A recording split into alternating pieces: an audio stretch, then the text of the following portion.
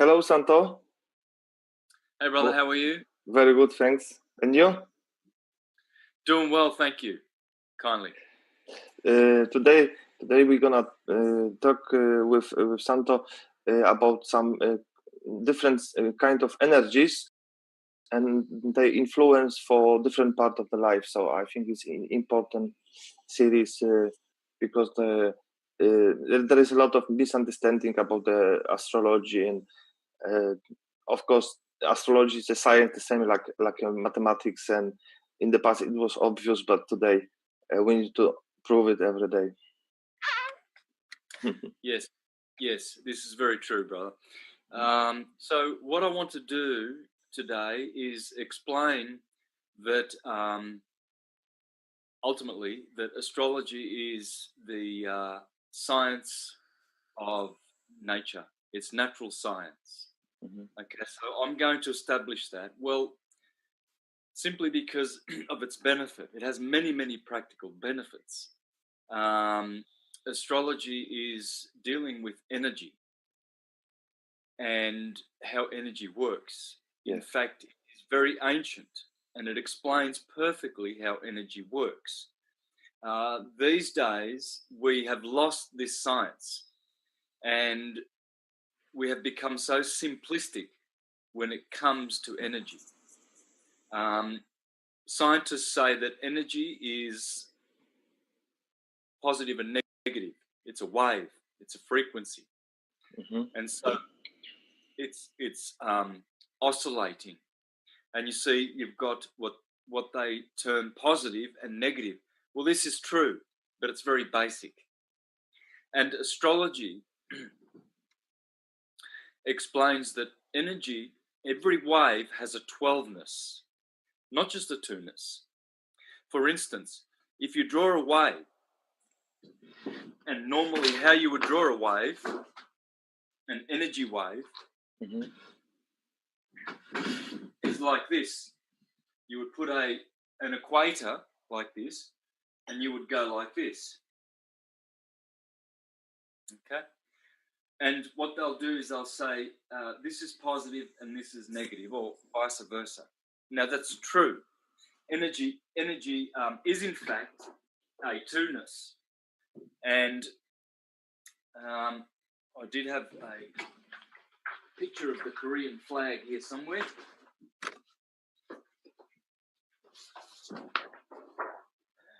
Anyway, so, but what it's doing is, there's the red and blue, red shift, blue shift. If you look at a rainbow, you'll find that it's nothing other than red on one side and blue on the other side. It's how white light divides, see the white backdrop, and it gives us the two first colors which emanate from white light dividing, because white light doesn't vibrate, neither does black light. Hence, from white light, Snow White and the 7 dwarfs, comes the 7 refracted rays of the rainbow. And they are specializations of white light. But red and blue shift are the predominant colors. They are the first colors which emanate from white light. And so what astrology teaches, and it makes a lot more sense than just positive and negative, is that there's more to that. For instance, here is the wave amplitude. And so now you see that there are 4 quadrants. And so there's a 4ness. There's a quadruplicity about energy as well as duplicity or duality. And so here you have wavelength.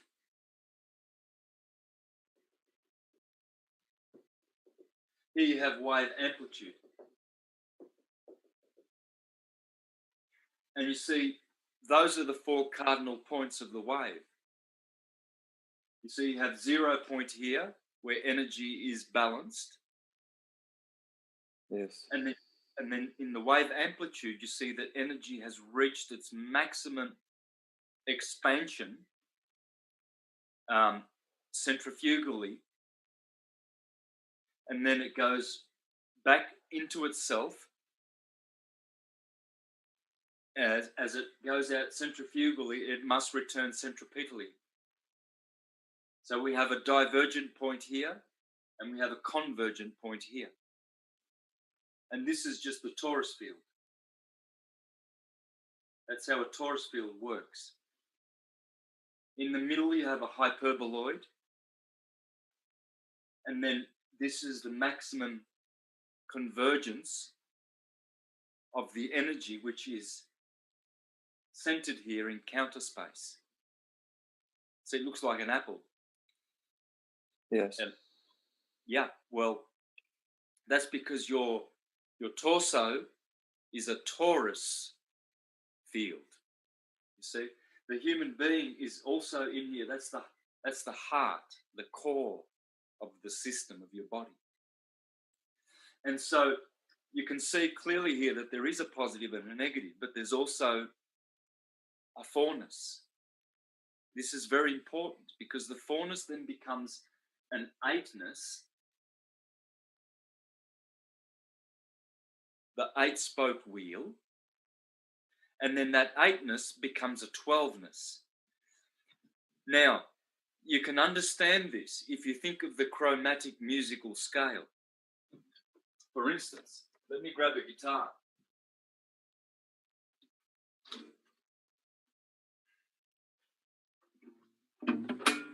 Now, it's very interesting, the word chromatic. Chromatic means color, chrome.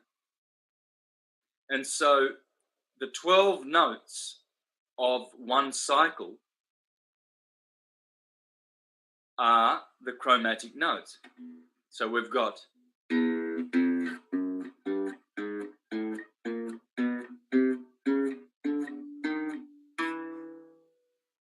those are 12. And the string, the guitar string, the length of the string, these classical guitars, the middle is the harmonic point. So you'll find that there are 12 frets from here to, I'll put it like this because it's a little bit easier. So what you have is a frequency here. Sorry, these strings are very, very loose.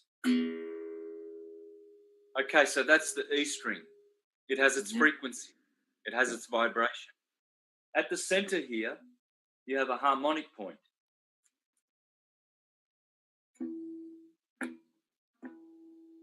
Okay, because that's the center of the string. And that's what they call an octave. And so every piece of string has that center point. And there are 12 chromatic notes on the left and 12 on the right. And that's 24. And that's how every string works. Okay? Now we can take the A and do the same thing. So we take the next string. The next string, the D.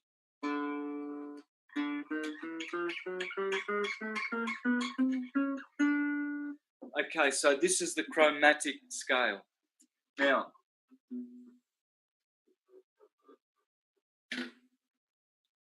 ultimately, what we're getting at is this. See, this is an astrological chart. Now, because you don't learn about this at school, we used to, for thousands of years, up until about 500 years ago, till the Jesuit Inquisition began and the witch hunts. Yeah. And what they did was they twisted the Bible, as do all the corporate Christian churches. And they say that this is hocus pocus nonsense astrology, which is from the devil. Devil science, yeah. So pseudoscience. they scare people. They scare people because if they started to propagate devil science, so everybody stay away from this, of course. Yeah, well, demi is the same as pseudo. Pseudo. So in the institutions, you learn that this is pseudoscience. And in the religious institutions, you learn that it's from the devil, the enemy of the creator. Well, what I'm about to show and teach is that this is not true. Even though the Bible does appear to condemn astrology, you'll find that it is not any particular specific condemnation against the science of astrology. Yes, it does condemn astrologers in much the same way as Jesus in the gospel condemns lawyers. He's not condemning law. He's condemning the lawyers. Also, in the Old Testament, Jehovah condemns his priests. Well, he's not condemning the scriptures because he's condemning the ones who interpret the scriptures, the false prophets. So what we'll find that if you look in the Bible and study it properly, it is all astrological because it talks about 12 all the time. Because the Bible is a book of science, theological science, and this is theological science, as you will see. So my endeavor is to explain what this is to a beginner, to a churchgoer, to an educated individual who will never consider this because it is, to them, that's false science. It has no value. I'm going to show the value of this today. Mm-hmm. That's what I'm going to try and do today in the 2 hours that I have. And by the end of this presentation, everyone of intelligence will know what this is. Okay? Everyone will understand this, basically. And they will be on the road to understanding this language of the stars. And God made the stars, and he made the ecliptic. And this is the ecliptic. And it always starts with this sign here. Now, this is a 24-hour clock. And here you have the 4 cardinal points of the day. And this is 38, where God says, Job, can you tell forth the Mazzaroth? Do you know the ecliptic? Do you know where Orion is? There it is in Taurus. This is Aries, the first sign. So as this turns around, all of these signs turn clockwise every day. And this AC here, this is the ascendant, the eastern point. It never moves. Always when you look at an astrological chart, you will always see the ascendant here, right where 9 o'clock is on your clock. And then the MC, this is the midday point, the medium caelum, the middle of the heavens. Yeah, middle heaven. This point, it's not named here. This is called the DC. This is the ascendant, the west. Now, this line here never moves. This is called in astrology the line of the earth, because astrology is geocentric. Obviously, because you'll never find the earth represented by these 10 planets that are moving through the ecliptic, through the Mazzaroth. For instance, this is the sun. That's Mercury, that's Venus, Saturn, Moon, Uranus, Pluto, Neptune, Mars, and Jupiter. All right? Those are 10 planets. And then you have the lunar nodes, the north node and the south node, otherwise known as Rahu and Ketu. And you see, that's Rahu. It looks like a horseshoe. Yeah. Okay? And then the upside down version of this will always be opposite, because the nodes of the moon, the north node is when the moon goes above the plane of the sun. And then 14 days later, she traverses the south node and goes below the plane of the sun. So it goes up for 14 days and down. And as it passes through those nodes, those are very important also in this science of energy. Let me call it that, the science of energy or natural science, because I really don't want to offend Christians. I love Christianity. It's a beautiful science. It's based on this. Most Christians will fall off their seats when they hear that, but we have to face the truth eventually. Eventually they will realize, everyone will have to realize that this is the best system of energy understanding there is. There are many other systems for understanding energy, but unless you understand energy in a 12ness, like the chromatic cycle of music, you will never understand. You see, along the ecliptic, there are the 12 colours. Those are the 12 chromatic colours. And they correspond. Those colours there correspond with redshift, blueshift of the rainbow. But the rainbow is a simplified version of the chromatic scale. Just as the diatonic scale has 7 tones, so does the rainbow have 7 refractions of the sun, but the complete cycle is 12. So all along here, along every wave of, whether it's an emotion wave, a light wave, a thought wave, a magnetic wave, an ocean wave, any wave, they all have a starting point and a finishing point along the toroidal field of energy that they produce. Okay? So, and there'll always be the wave amplitude, which will give the 4 quadrants of every cycle. So, for instance, if this was a day, which it is, there would be 6 o'clock every morning. There would be 12 o'clock every day. There would be 6 p.m. And then here, you can see the arrow. There are 4 arrows that are bold. Okay? Well, it's a 24-hour clock. Now, this is the chart of Elvis Presley. Do you mind if I do that? I said I was going to do Marlon Brando's. Is that okay? That's okay, Santo, no problem. Yeah, I can do Marlon Brando's later on. Let me just grab that just to show you the difference. Okay, so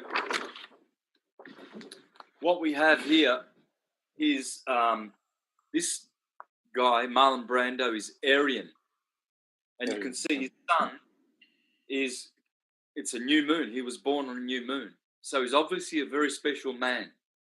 And there are many other things in this chart which show that he's got very, very special things.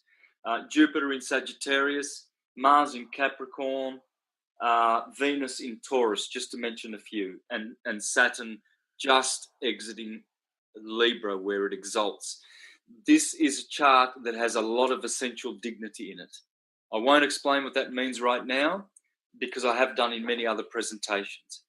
But as I said, you can see that he was born just around about 10 o'clock before the midnight point, whereas Elvis Presley is born between 12 and 6 in the morning, and you can see that because the sun is going around this way and everything, all the signs, daily. But yearly, you'll see that the signs are going anti-clockwise. And all of these planets are either fast, slowly, or speedily going through the ecliptic in an anti-clockwise way. Okay? Very important to understand that. That will give you grounding in what this means, in what this is. So today, what I'm going to do is I'm going to try to give beginners, first-time viewers of these astrological charts, some insight into understanding what this is. It's just energy. And it's how the energy the invisible energy has affected this particular individual. We'll stick with Marlon Brando. How's that? Okay, so we're going to see how all these lines in the middle, which are the planets aspecting each other, how they affect this man. Okay, and what you'll see is that the zodiac signs go through the body. So the sine wave that I did there is exactly the same. Let me show you how it works. Inside of here, there are 3 cycles. Okay? There's the daily cycle, as we saw, going around clockwise. There's the yearly cycle, which starts at Aries and goes around this way and finishes with Pisces. That's the head and that's the feet. Yeah. And there it is. And you can see the symbols. Aries. Aries is the cerebrum. That's why you see that looks like the dividing of the cerebrum. Always, Aries starts at the head. Yeah. Then Taurus is the cerebellum, the brain, the motor brain, just below the cerebrum. Cerebellum, cerebrum, the ram, Aries, cerebrum. In theology, this is Sarah Abraham. Okay, I won't digress though, because I've done this many times in many presentations. Okay, so what we see is we follow the ecliptic runs through the body. So what we have in this chart is we actually have the body going this way. All right, so we see that Marlon Brando, as do I, have the sun in the cerebrum because we are both born in March, April, which is the sign of Aries. Let me explain how that happens. So we're going to just come back to this, and ultimately what I want to do is show how these red and blue lines, red shift, blue shift, are both harsh in the chart and soft. And what this will show is that where the red lines are pointing to the particular planets as they position themselves around the ecliptic, this person will either have health deficiencies or strengths in the health, depending on these aspects. And this is how you do medical astrology. So ultimately, I want to show how medical astrology works for the very reason that anyone can pull up their chart on any free internet website, and they can actually look at the weaknesses in their own bodies, and they can see why it is that they have headaches, for instance, why it is that they have bad teeth, why it is that they may have a bad heart. It's all here. This never fails. And this science was known to the Egyptians, the Indians, the Chinese. They still practice this science outside of the daylight of, let's call it, academia, because otherwise these people will be ostracized, ridiculed. Okay? So, first of all, before we proceed, I would like to suggest to people to meditate on a map of the Earth. Why? Okay, well, because this is the best source of a wave. It's the ecliptic, or the path of the sun in the sky yearly. Okay? So what you have here is the equinox of March, and then you have the Tropic of Cancer here, This is the equator, dividing the north from the south. Now, this projection, this is a stereographic globe model. No, it's not stereographic. It's a dual hemisphere globe model of the Earth. Okay, you can get a stereographic flat Earth model. You can get a rectangular transverse Mercator projection. It doesn't matter. Okay, we're not going to argue about the shape of the Earth. Is it flat? Is it a globe? Is it a rectangle? Is it a square? A diamond? Is it concave? Is it convex? Yes, It doesn't matter for this beautiful language of astrology. For now, what matters and concerns us is the wave. And the reason why it's good to meditate on this sine wave called the ecliptic is because it has a lot more information than, say, the wave of your DNA, because this is exactly the same as your DNA. Helios, the sun, is exactly the same as the helix of the DNA. This is why the DNA has 4 components to it: adenine, thymine, guanine, and cytosine, in 12 compartments, because it's the same. As above, so below. Yeah. So what we have here is the wave amplitude when the sun reaches the Tropic of Cancer, and this is the Tropic of Capricorn in the southern hemisphere. And what they've done, this is astronomical. It's not at all astrological, but they are, as you will see by the end of this presentation, one and the same. Okay? So what we have here, I'll try and put the camera on this. You'll have there, right there, the glyph of Aries. Yes. Yep. And then over here, you'll see Taurus. And then up here, you'll have Gemini, etc., etc. Okay? So this is, grab a map on Google and just meditate on this, and you'll have a wavelength and wave amplitude, and you will have it segmented into 12 sections, as all waves should be.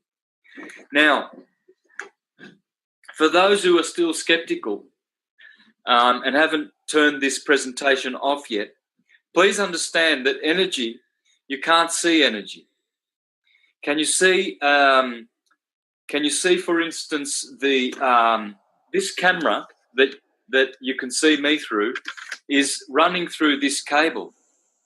Now, it is electrical. The signals, the wave that is running through this cable, you cannot see it, but you know that it carries energy because it works. You can light up TV, radio waves we can see, but we know they exist. Yeah, the same. A good example you show about the instrument guitar, because we can hear it, this energy, vibration, and when you play accords properly, then we like music. But when somebody starts who never get the connection with music, it's a chaos with this old energy. But with astrology, we can't see this energy. This is the problem, that we can't recognize the basic how they works. Right, and the reason why I chose the string of a guitar to model the wave is because it makes a sound. It's resonance, and this is resonance. Back of this electrical wave, this is the electromagnetic wave, by the way, and it's the same as a thought wave, emotion wave. It matters not. The reason I chose the sound is because all waves are produced by sound and resonance. Magnetism is resonance. And so what we call light and sound are one and the same thing on a different frequency. And so if we make that a guitar string, or the human body, as we've already seen, the ecliptic starts here at Aries. Aries is always the beginning sign. Pisces at the feet is always the end, and all waves do this. as they travel heliacally through the torus field, because all toruses are reciprocating precessional hyperboloid toruses. Okay, now you'd have to look at the work of Ken Wheeler on his YouTube channel called Theoria Apotheosis, or Apotheosis Theoria, the other way around. Anyway, Ken Wheeler, and you will see how he does all this modeling through his computer and through his ferrocell or magnetic viewing film, showing how this reciprocating precessional energy of the torus field works. And it works in a 12ness. We must understand this. So we must go from duality to a 12ness. Okay? So what I want to do is I want to put the yearly cycle on that wave. So what I'm going to do is I'm going to expand this, right? And then from that, we're going to get to this in one step. It's so easy. And then this will not be mumbo jumbo. Everyone that watches this presentation will know what this is all about. They can go to an astrological website and test it for themselves to see. And I'll give them some indications through some of the graphics that I've produced on astrology. And they can, for instance, knowing their health weaknesses and their illnesses, they will be able to verify it by going to the chart. Now, just as you would go to an iridologist, a naturopath who looks in your eye, Yes. this is the window to your soul. It's the window to your body, your emotions, and your spiritual nature. Okay? Just as you would go to a motor mechanic these days who has a computer analysis of how your motor is running, and he will study the waves. And so he can verify the condition. He can tell you your third piston is 50% down on energy. You need to change the rings. The spark plug is defective. Or he might say the distributor or your injection, one of the injectors is blocked. Okay, so and again, you can even go to your allopathic doctor, and he will also, like a Chinese practitioner, he will get you to stick your tongue out, and he will look and see, and that's what you're doing here. There's no difference, only that this, when you put all the other sciences together, iridology, Chinese practitioner, doctor, all the other scientists, they don't bear a candle to this. This has much more in it. As you will see, this can tell you everything, not just about your physical body. It can tell you about your emotions, everything, as you will see, if you just give me a chance. And depending on how good the teacher is, you should be able to explain how this works in an hour or two, okay? Now, I've wasted a half an hour because I have diverged and digressed with explanations that are supportive of this science, of this thesis that I'm going to present. Okay, so let's do that first. And what I want to do is I want to give a cipher to understand how it all works. So what you have is in Masonry.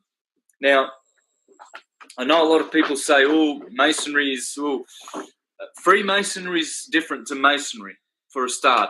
And then again, we must remember all organizations that try to do good, whether they are Jehovah's Witnesses, Masons, Freemasons,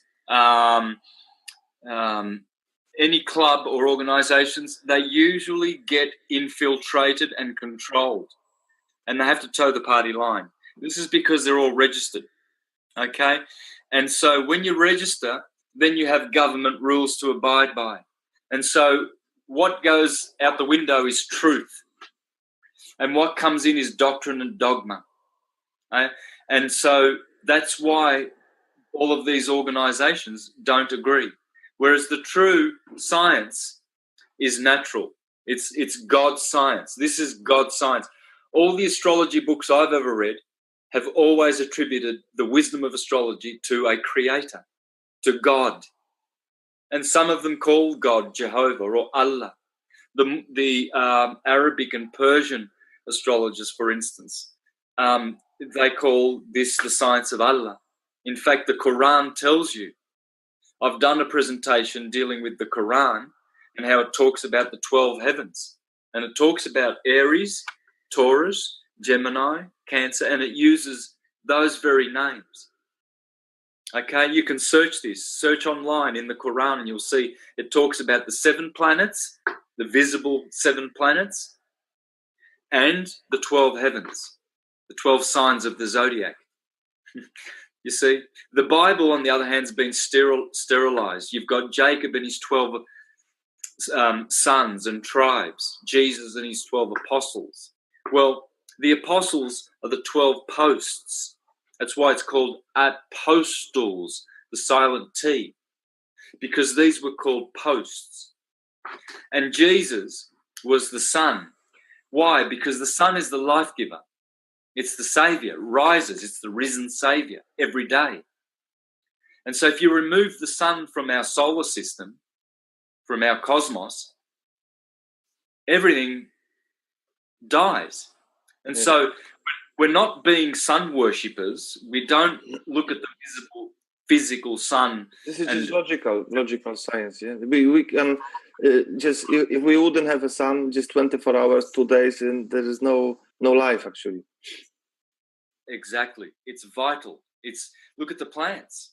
They won't grow without the sun. Temperature probably would go below minus 100 degrees Celsius. We can imagine what would happen. Yeah, it's photosynthesis and chlorophyll. And so what the ancients used to pay homage to was the power behind the sun, the one that put the sun there. And in the Mithraic Zoroastrian religion of the Persians, they taught that there were 3 suns: the physical body of the sun, the emotional body of the sun, called the soul. Hence, that's why the sun is called soul. Soul invictus, because it has a soul. And it has a psychic body. It has a mental body. And then, of course, there is the spiritual third part of the sun. And that is what they call God, because that's the source of the sun. And the sun is the most powerful representative of energy that we know. It's magnificent. Magnetism, magnificent. Magnanimous, etc. So if we take this Masonic cipher, we'll notice here the 8-spoked wheel. Well, that's dealing with the 4 cardinal points of the cross. You see, spring, summer, autumn, winter. Morning, afternoon, evening, night. And then the ones in between, they are the cross-quarter days. May Day, May the 1st, in the middle of Taurus. Loaf Mass Day, August the 1st, in the middle of Leo, summer. Spring, summer. Here you have the 1st of November, Halloween, in the middle of autumn, in the middle of Scorpio. Sun debilitation, yeah? Sorry? Debilitation of sun. Yeah? Sun is weak. No, it's in Libra. Yep, it's the fall of the moon. Yeah, Libra is the fall of the sun.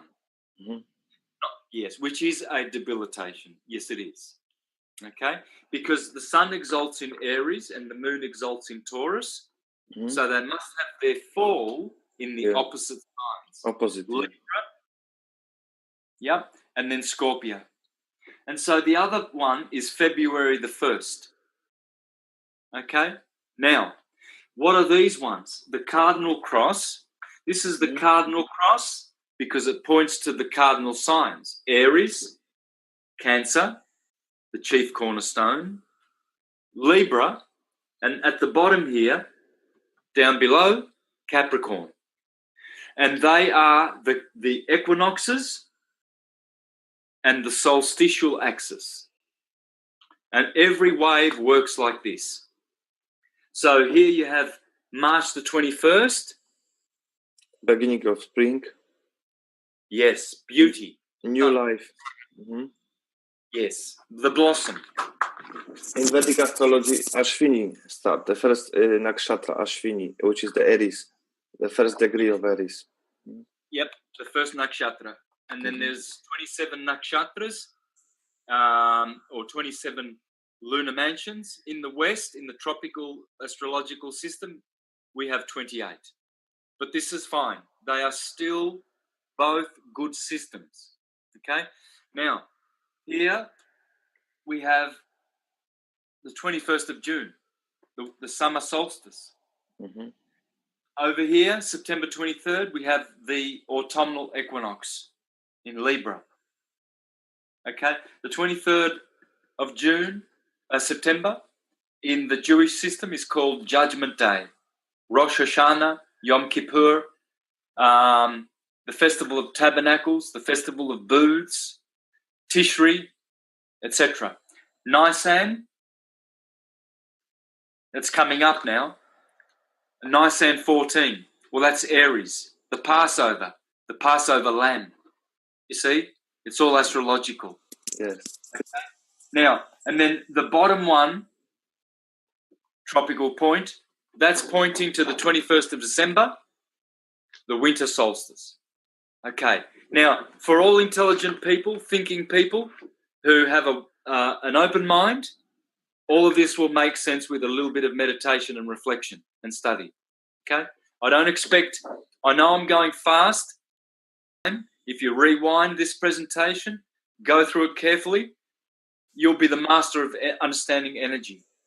And the 12 different chromatic kinds of energy.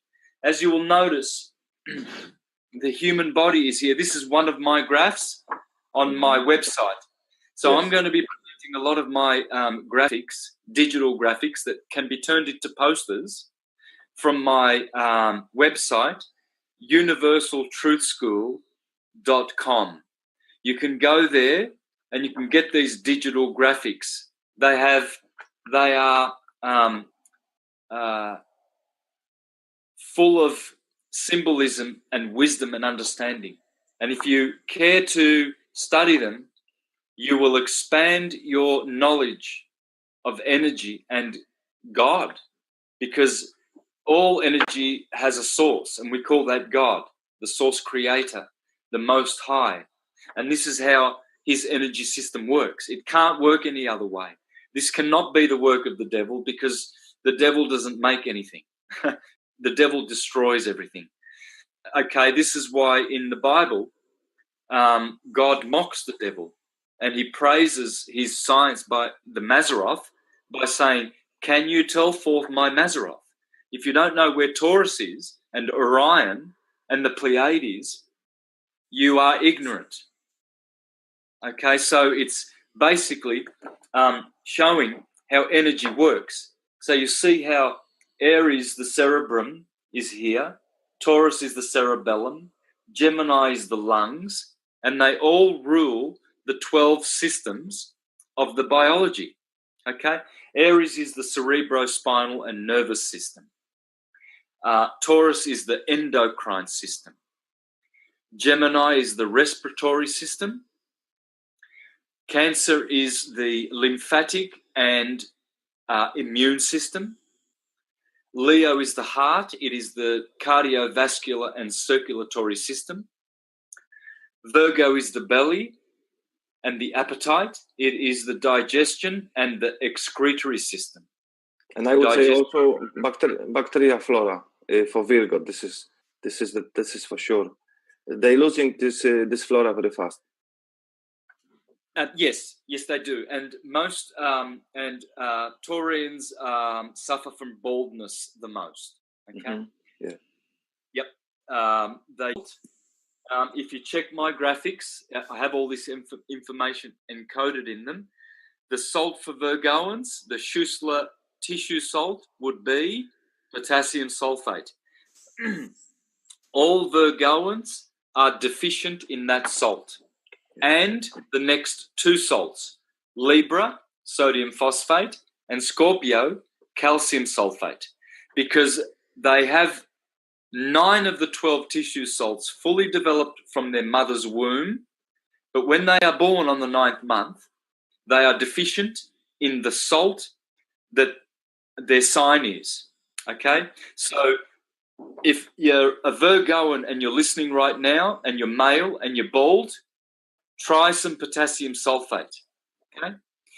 Now, Libra is the kidneys. The 2 scales are the 2 kidneys right at the center of your body. That's where the sine wave is, here. Libra's the 7th sign in September, which means 7th sign.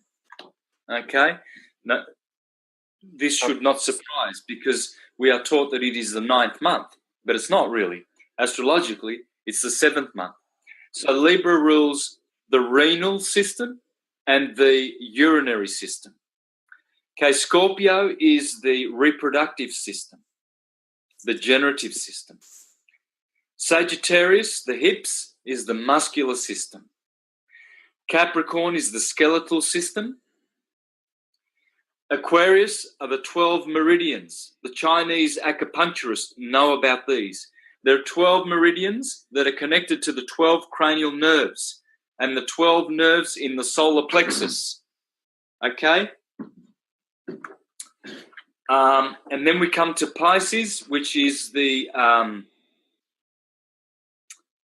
integumentary system. Let me just check how to say that. I'm embarrassed. And no, it's...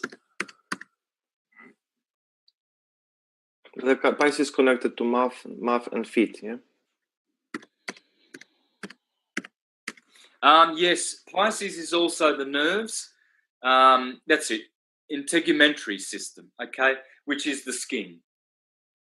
All right. So I just wanted to pronounce that correctly, because I was, when it comes to skin, there are many different Greek and Latin words, and I just want to be sure. So there are the 12 systems corresponding. And so why I'm mentioning this is because when you go through a chart, now this one's Elvis Presley's chart, when you come to these red lines, these are what's called oppositions. There's 2 kinds of red lines. There's the square, 90 degrees, and there's the opposition, which is 120 degrees. 180 degrees. Now, the oppositions are the worst kind of energy. They are disharmonious energy. And the energy is cold and dry, whereas the square is hot and dry. Okay? Now, the blue lines, there are 2 kinds of those, and they are harmonious because they go from element to element. For instance, from fire to fire, water to water, and earth to earth, air to air, etc. And they are 120 degrees, and they are hot and moist. Okay, so the opposition is cold and dry, which is Saturnian. The square is hot and dry, which is Martian, Mars, and those are both malefics. Now, the trine, 120 degrees, this is healthy. There won't be a problem here. As you can see, it's pointing to Virgo, which we just learnt, is the digestive system. So Elvis Presley, we can pretty much deduce had a good digestive system, okay? Relatively. We're not going to make assessments on his health. We're just going to pick this and be your own doctor. As the Hippocratic Oath teaches, he taught that if a medic or a doctor is not an astrologer, he is not worthy to be called a Yes, he said this. Okay? Yes. The full oath includes that, which, of course, the allopathic medical profession has excluded. He said also that if the doctor doesn't know medical astrology, he must be crazy to cure people, yeah? Because what he means exactly, it's too big risk to cure somebody without astrology, without know this all energies, because we can't put everybody to one bag. So for one person, these minerals will help, but for the other person, it could be something bad for him, yeah? For his stomach or for his digestion system. Yes, that's right. And the reason being is because these planets are active energies. Some of them are destructive, like Saturn and Mars, as we just saw with their aspects. These are called aspects. Yes. And some of them are really good, like the blue, the ones that generate the trine energy. That's Jupiter, hot and moist. I'll explain what the four humours are about in a minute. They are the universal elements. Just as we have the natural elements, fire, earth, air, and water, we also have four universal elements: hot and cold, which are active, and dry and moist, which are the passive humours or elements. Okay, so this 60-degree blue line, that's called a sextile, and that's a Venetian, hot and moist, or warm, tending to warm and moist aspect. And these blue ones, blue shift, are healthy, whereas these ones generate health problems. Now, as you can see here, Cancer, which is also related to digestion, but it is the lymphatic and immune system. We can see here a lot of stress, also the skeletal system, Capricorn. So we can see here, and later on what we'll do is we'll go to the specific degree, which is Pluto, 25 degrees. And we'll find that there is a specific ailment associated with all the degrees along the ecliptic. And it's an unfailing science. I've done the chart of thousands of people and isolated all of their medical deficiencies and weaknesses with about a 90% strike rate. Okay? Why is that? Well, simply because when you're dealing with energy, you're looking at something two-dimensional here, and you're looking at limited information. Okay, so although that might look very nasty to that opposition to the untrained eye, it might not be that bad, because Pluto might have the same humours, hot and dry, cold and moist, as Cancer.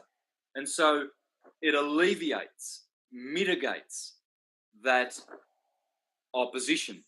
So we're going to also deal with that. Okay, we're going to talk about some of those aspects and how that works, just so that when we're looking at this, we can get a practical advantage from this, even just being a beginner. Okay, now, so what we're going to do is we're going to grab the ecliptic and we're going to stretch it out over the board.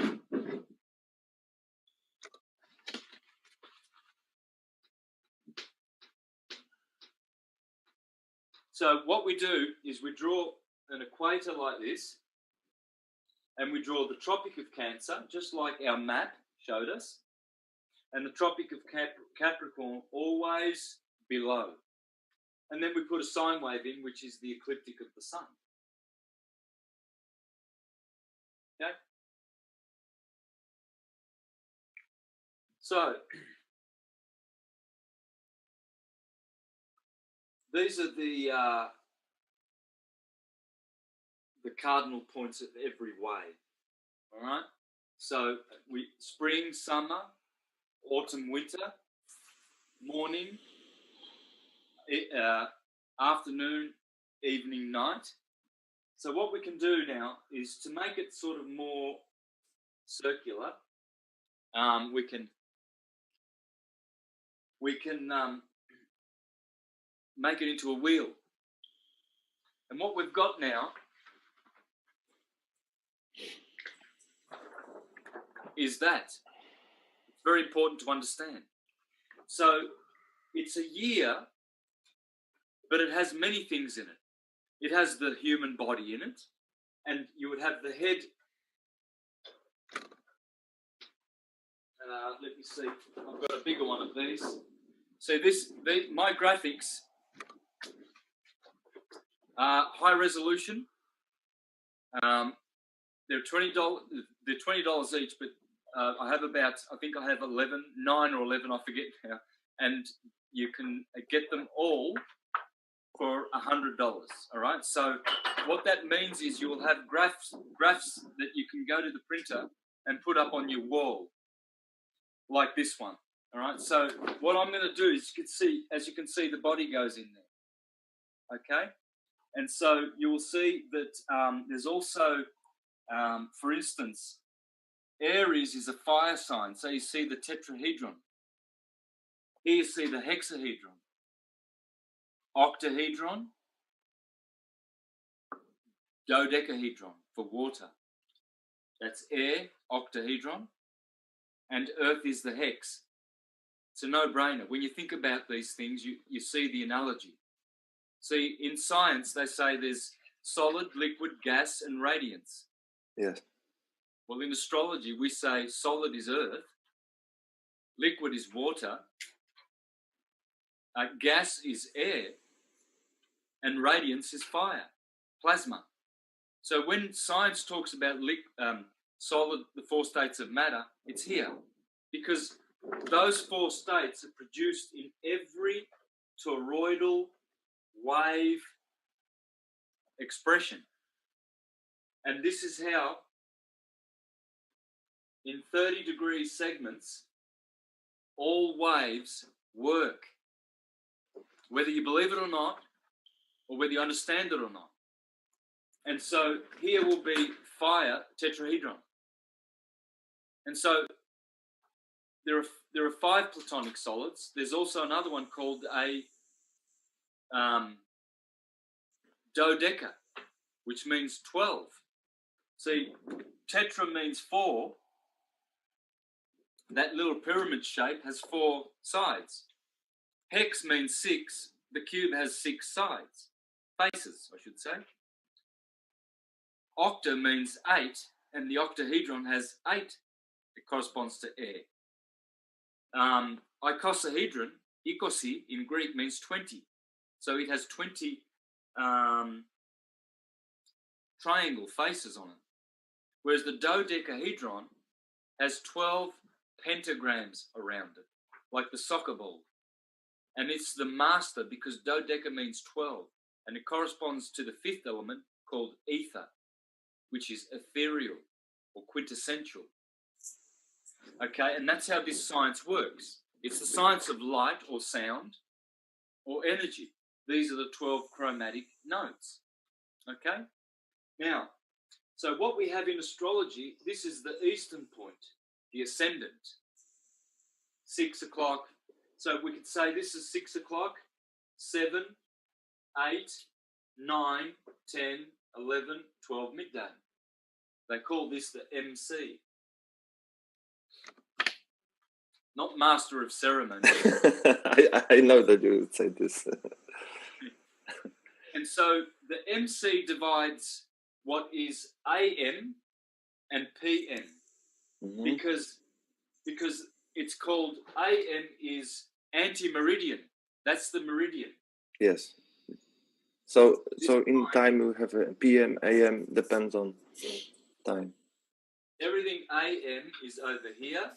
From here, 12 midnight.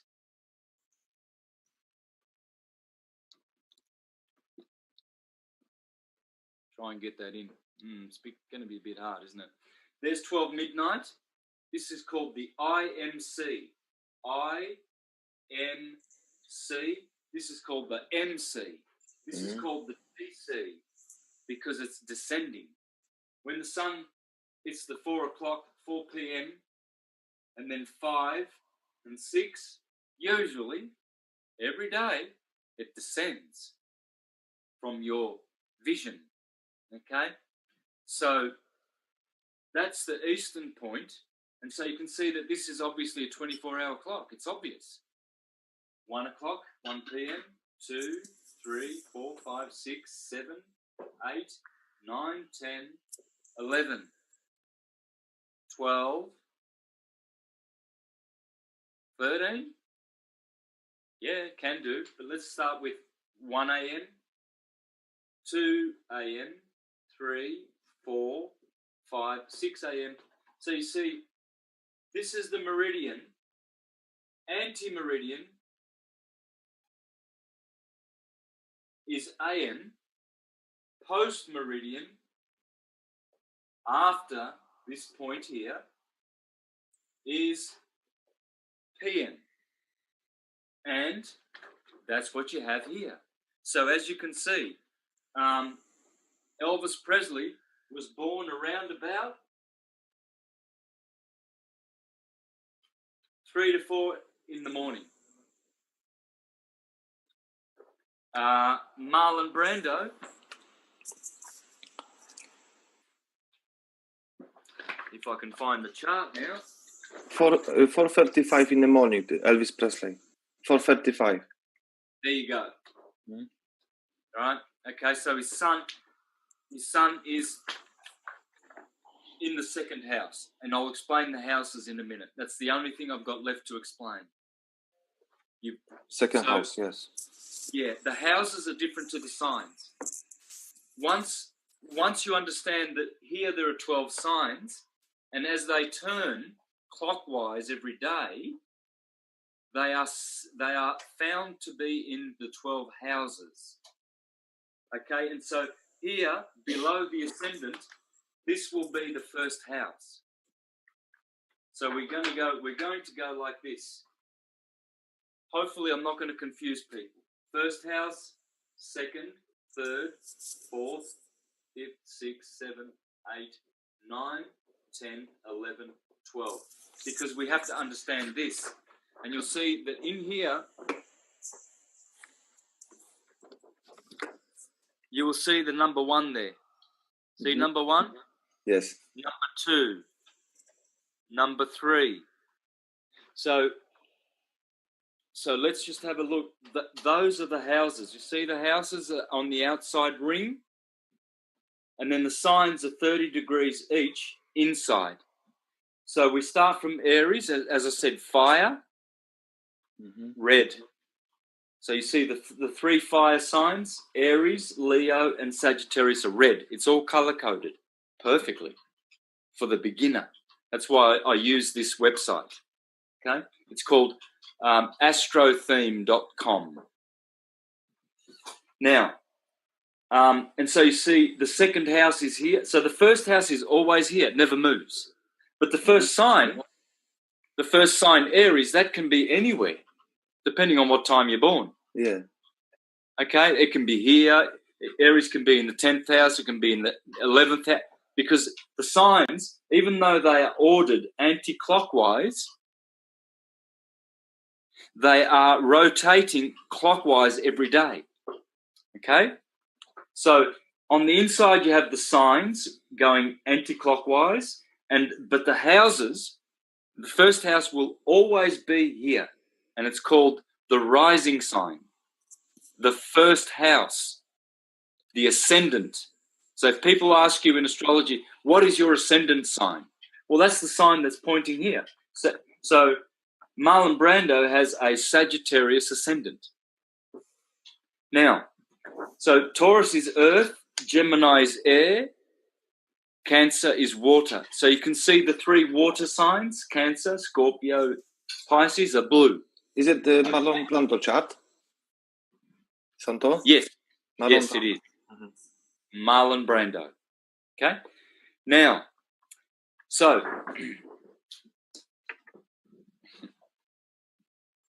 all right. So now, just so you don't get confused, we did have the body going around that way, and that's how most of my graphics go. Now, of course, we've just been explaining the signs anti-clockwise. It really doesn't matter because they're just graphics. Okay, but when you set up any graphic, you can do it this way, or you can do it the astrological way, where the signs are going anti-clockwise, and so are the houses. All right. So what we'll have is those houses are fixed, and so someone born at 4:30, like Elvis Presley here, as you can see, there's 4:30 in the morning. So anyone with the sun below that line there, ascendant, descendant line, they are nocturnals. They were born at night. Marlon Brando, 11 p.m. he born, yeah, at night. Was he? Let's have a look. Yeah, 11 p.m. In Omaha. Well, there it is. Well, there's 11. Hang on. Well, there's his. So this MC is a little bit distorted because of the houses don't always have the same degrees. Yeah, sometimes, yeah. So that's called the Placidus system. They're not equal houses of 30 degrees, just like the equal signs. Okay. So this line here, this one never moves. It's always like that. But because we have to move the MC, we see it's pointing to where? About 11 p.m. Okay? So they're both nocturnals because both their suns are below this line. This is the night. This is the daytime. Okay? Now, so as the sun goes round daily, this is what happens. All of these planets go through the houses. And all of these houses have different meanings. Yes. If a planet is here, for instance, the sun, this rising sign, this is all about the individual. Yeah. The individual's personality. This is all information, the first house, about the health, the body, the personality, the character of the individual. I am. Ego. The second one is about your money, I guess. Let's keep it simple. I do have a beautiful chart.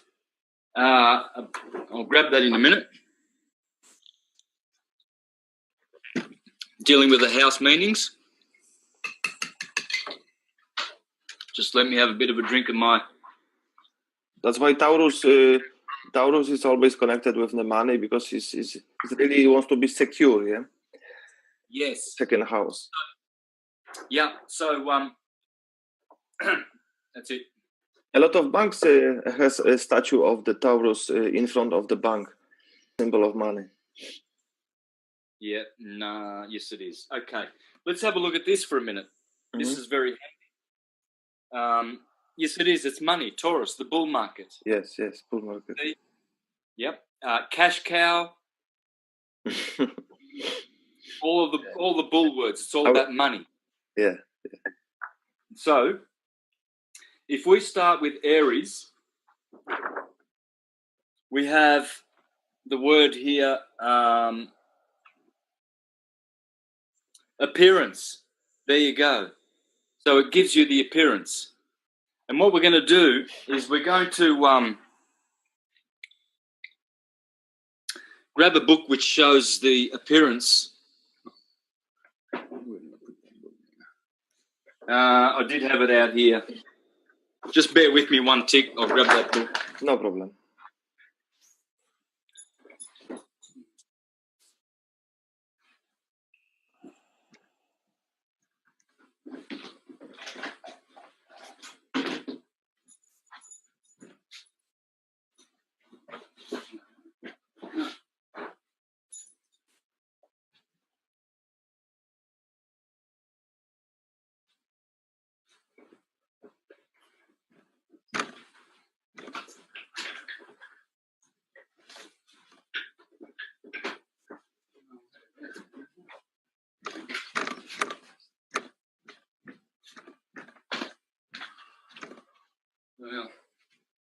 Well, I'm not going to find it. I was prepared, but no. Just press break. Press pause, brother. Sorry, I have to find the book. Okay. Yeah. Okay. All right. So if we start, here is a graphic. Mm-hmm. It's not mine, which shows you the meanings of the houses. So just to keep it simple, in Aries we have appearance, acquisition, Gemini, that's Taurus, acquisition. Gemini is communications. Yeah, third house. Cancer, yeah. Third house. Yeah. Third house, yep. Elvis has a Rahu North Node in third house. Yes. Security, Cancer, the fourth house. Mm-hmm. Why they have Cancer in the fourth house is because the signs actually do correspond with with the houses. All right. Leo, creativity. Virgo, operation. Libra, partners and marriage. Venus, yeah. Scorpio, death. Sagittarius, wisdom. Capricorn, achievement. Aquarius, fellowship. And Pisces, privacy. Okay, so now the first house, as I said, deals with your appearance. Well, that's what we're going to have a look at in this book called Dance of the Zodiac. A brilliant book. Mm-hmm. Sorry? Brilliant book. Amazing book. It is. It's a beautiful book. And it gives pictures of the signs and how to identify the signs. Yeah. So here you have all the Taurians. I've done a presentation on this on my YouTube channel called Mr. Astrotheology. That's the handle of my YouTube channel. One word, Mr. Astrotheology. Yeah. There's your Aries. That's you. Yep, exactly. I've got moon in Taurus. Mm-hmm. Are you Taurian? Taurian. I mean Aquarius zodiac, but I've got a lot of Taurus influence in other aspects in houses. Okay, so let's just have a quick look at Elvis Presley, for instance. Yeah. We can see he has Rahu, the North Node, mm-hmm. and Venus, Mercury, and the Sun in the second house. There they are. Okay. Now, this is you. Let's just keep it simple. Yeah. You. Yeah. This is what you have. Your possessions, your money, your wealth. As you can see, he was very, very wealthy. Yeah. Okay. North Node, he was a multi-millionaire. Okay. This is your communication. Let's keep it simple. There's many other meanings here. For instance, brothers and sisters, education, short trips. But Hence, it's multi-layered. The houses have many meanings. many. These basic fundamental meanings. Some people having that this is only short information, but it's a really big information and sometimes not connected to each other, connected to the house. That's why it's not only when somebody think that this house is particular for you as a ego, but it's more meaning. It has. That's right. That's right. This is your home life. Here is your pleasure and fun and good luck and children. Children as well. Yep. Here is your health or illness. A lot of doctors has this house connected. Yeah, the doctors, the people who are interested in medicine and diets, supplements. They have a strong 6th house. Yep, and 7th, because this is the house of illness. This is the house of health as well. Okay. Not many people know that. A lot of astrologers don't consider this to be the house of health. But if you study Bonacci, the 12th century astrologer, he clearly indicates this is about health, philosophy, clairvoyance, medicine as well. Transport? Sorry? Transport? Sales? Is it not connected to 7th house? Medium trips, I think. No, medium trips are here. Short trips, medium trips, long trips. This one I don't think is transport's here. 3rd house. Yeah. Death. Let's call this one religion. Wisdom, faith, all sorts of transcendental experiences like dreams and visions, etc. This is the career, the public life. Public Life here. Whoops. Public social life. You see people with a lot of... Elvis Presley has Jupiter in the 11th house. He had a lot of friends, and Jupiter is the planet of generosity. And he would always buy homes, cars, property for his friends. Well, that's clearly, you can see the most generous planet, Jupiter, in that house. And this is the house of, say, let's call it, privacy. No, let's call it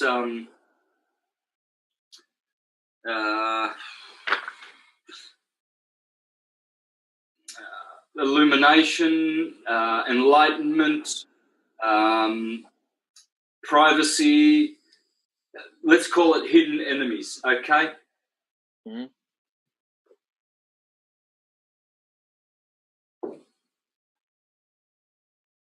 So you've got enemies, friends, enemies.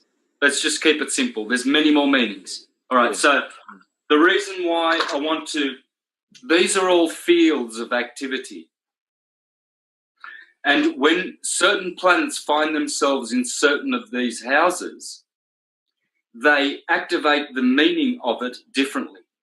For instance, Venus, if you have Venus in the 7th house, the house of marriage, for instance, well, you're more than likely, depending on whether it's a male sign, fire or air, which is a giving, or a receiving sign, Cancer, water or earth, shows that you are either receiving a lot of love, Venus, or giving a lot of love.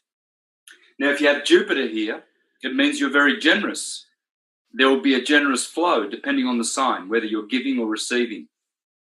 If you have Saturn here, well, you'll bring Saturn's energies. Pluto will be destructive and transformative. The moon will be emotional and sensitive and motherly. So people who have the moon here tend to be motherly in their marriages and their partnerships. Okay, so the signs, they also go anti-clockwise around this anti-clockwise circle.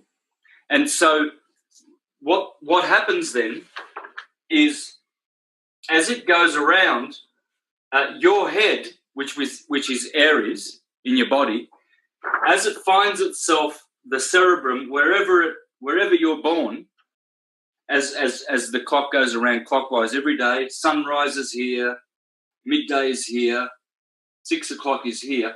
So as that goes around, I should do it this other way, because that's not the right way. So there's the head, there's the neck, there's the arms.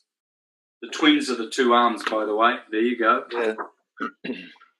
So as those signs are going around, and the planets daily, right, you're getting ready to be born, and all of a sudden you're born.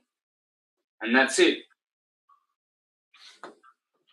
That's how your chart will look if you're born at that particular time, which looks like about 4 p.m. in the afternoon, because you go by the sun. The sun is the timekeeper of the day. The sun is called Horus. Horus is an anagram for hours. So when you're asking what hour is it, you're asking what horizon is it? Where is Horus? Because this is the belt of Horus, the zodiac. It's Horus's belt, the hour.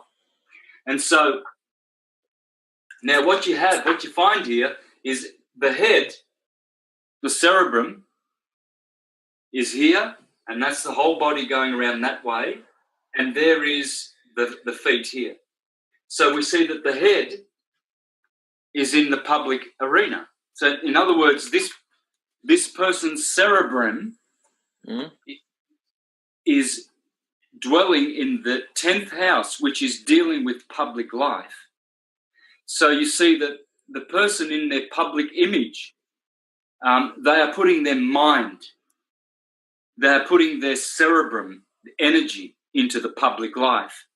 If, on the other hand, Aries is to be found down here in the home, you see that the person is doing a lot of their thinking at home. They use their cerebrum a lot and get a lot of productivity in this house because their sign Aries is here. Okay, so this is one way to look at it that a lot of astrologers don't really look at. They don't sort of look at the sign and how it corresponds to the parts of the body and how those parts correspond to which house. So if you want to know where your heart is in astrology, you look for the sign Leo, because as we saw before, Leo is the cardiovascular system. So if you want to know where your heart is, if Leo is here, it means your heart is with partners and marriage. If Leo is here, it means your heart is with deep occult knowledge, deep hidden knowledge, and also carnal knowledge. It's it's the 8th house corresponding to the 8th sign, Scorpio, which is the reproductive. So reproduction happens here. The kind of creative energy that is reproductive or generative. It's where people create things anew. So if Leo is here, it means your heart is with religion and dreams and visions and wisdom.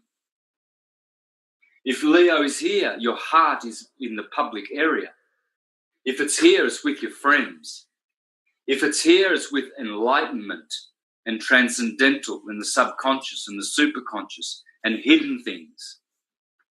If it's here, it means your heart is with you.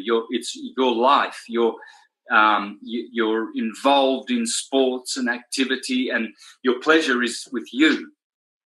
If the Leo sign is here, it means your heart is with making money and being wealthy and having a lot of security financially, etc.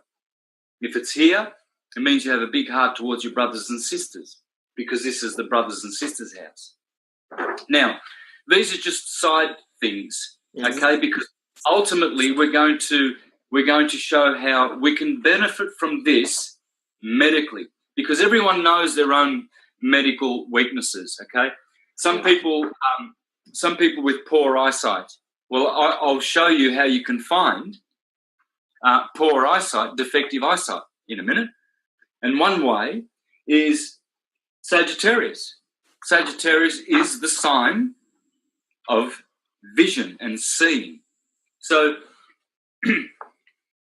as you can see here, there are no planets in that Sagittarius for Elvis Presley, and there are no bad red lines pointing to there. So eyesight should be pretty good. Okay, that's just looking superficially. There are many other check things that you can check. Just as a doctor doesn't say, oh, you've got a cough, therefore you have pneumonia or you have the flu. No, he needs 5 or 6 symptoms. If he sees you've got a sore throat, you get a headache, you're perspiring, you've got a lot of phlegm, you've got a runny nose, you're tired, well, then he'll say a correct diagnosis because he has many symptoms. Yes. So you don't just look at one thing and say, oh, Sagittarius doesn't have any bad aspects to it. There's no harmful planets in there. Therefore, this guy should have great sight. No, there are other things to look at, okay? Now, so before we proceed, and there you go. There's the same. This is a very ancient sine wave here, showing all the energies along the ecliptic of every sign, any sine wave, and how it corresponds to the human body. Okay?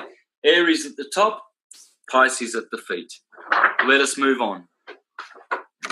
Now, I want to also show 2 more of my graphics. This one here is the graphics of the houses, not the signs, the houses. Nice. And, of course, we said before that they do correspond to each other, all right? So, Aries, see, in my graphics, I've put the symbol for Aries here and Taurus here and Gemini. First sign, second sign, corresponding to first house, second house. Now, you see the yellow houses, they are called angular, and they correspond to the cardinal signs. They have most of the strength and are dealing with the now. Okay, the succedent, the middle houses, the second, the 5th, the 8th, and the 11th, they are medium strength houses. Okay, and the red ones, they are called cadent. Cadent means to fall in Latin, and they are weak. Okay, and you see the body now in this graphic is going the other way. Why? Well, because it's corresponding now, the body parts to the actual houses. It needs and to the start house, from head, yeah? yeah. Okay. So this graphic shows you how the angular houses corresponding to the tropical signs are the strongest, and they have to do with things that are acute. The succedent houses, so acute illnesses. The succedent houses are fixed. They have to do with chronic illnesses. And the future, as you can see, future. So now, future, and past. All the red houses, cadent houses, are dealing with the past and hidden things, dark and hidden things. Okay, and they are the weakest. So strong, middle strength, weak. Strong, middle, weak. Strong, middle, weak. Strong, middle, weak. Now, inside all of these signs, here is another one of my graphics, which is called the sync rotor. And as you can see, the body is going the other way now. So you've got Aries over here, Cancer over here, Libra, and Capricorn. And so all the signs are in here: Aries, Taurus, Gemini, Cancer, Leo, Virgo. Now, on the outside, it gives you every degree, or not every, but all the degrees where there are specific illnesses. And we're just going to cross-check some of those with the charts that we have here. Mm-hmm. And so, but what you have inside every sign, there are 3 decans. A decan is 10 degrees. So every sign is 30 degrees. 10 degrees is a third of a sign. Now, the first decan is like the strongest part of every sign. The middle decan is the middle strength, again corresponding with this chart here. And the last decan of every sign is the weakest. And so what you'll find is that if a planet, for instance, if a planet is in the first degrees of Aries, well, that's going to denote acute illnesses, come and go. If it's in the third degree of a house, if it's in the second decan of a house or sign, it denotes more fixed and chronic illnesses, stubborn, not easily movable. But if the planet is in the third decan of a sign, that is mutable, so it's changing. It's something that is not chronic, not acute, but it's more vague, okay? And so, and it has mixed energies with it, all right? So again, you can tell as this works, every quadrant, the first part is strong, second is middle strength, and then the last is weak. Well, the same happens in each sign. The first decan is strong, and the second one is middle strength, and the last one is weak. Okay? So what we have here, this is another one of my graphics, and it shows you there's a lot of information in here. Okay? We have on the outer concentric ring, we have the terms. I won't explain what that is, but astrologers who do astrology know what the terms are. Every sign of the zodiac has various degrees which are given to one of the 5 planets: Jupiter, Saturn, Mars, Mercury, and Venus. All right, every sign. And they are indiscriminate. They're not set degrees. They're sometimes 8, sometimes 5, 4, 3. It's indiscriminate, okay? So those are the terms. Then there's other information which I won't go into. There's a lot of... on the inner ring here, you have the tissue salts. So it tells you which are the salts that you have, that you need. And so, for instance, Elvis Presley being Capricorn, his 3 salts that are deficient would be Capricorn, Aquarius, and Pisces, because those are the 3 that weren't developed because he was born in Capricorn, as we discussed before. Yes. Now, so I would be saying to take these 3 salts, calcium phosphate for the bones, Capricorn, sodium chloride for Aquarius and the 12 meridians to electrify them, and iron phosphate for Pisces, for the skin, for the endocrine system, and for the nerves, which Pisces rules all of. And if it's also water sign, it will also have to do with the lymphatic system, as Cancer, the other water sign, rules. Okay, so that would be iron phosphate. But we see here Uranus in Aries, and you can see here the red lines. This is called a T-square in astrology. A T-square is a red triangle like this. And so this Elvis Presley, you can see, probably had a lot of migraines and headaches from time to time, or all the time, because Uranus in Aries would actually stir up the cerebrum. And so the salt there would be potassium phosphate. So because there's a red line pointing to there, you can already see that this is also a weak sign and needs strengthening. Mm-hmm. So you would need those 4 salts. Also, Pluto retrograding in Cancer, calcium fluoride. That would be handy to take that salt. That will help the spleen energy, the stomach and digestion. It will also help the skin and the lymphatic system and the immune system. Okay, calcium fluoride, great for the skin, nails, teeth. Not sodium fluoride, which is a poison, deliberately. Calcium fluoride. Now, there's also another red line pointing to the kidneys and the urinary system, Libra. So sodium phosphate, that will strengthen the kidneys. And because Mars is in Libra, Mars does not like Libra. These are not compatible energies. Mars is too hot and dry, whereas air, Libra, is hot and moist. So it will dry up the kidneys. And you'll find if you go to a Chinese practitioner, he will give you moistening foods because your tongue will indicate dryness in the kidneys.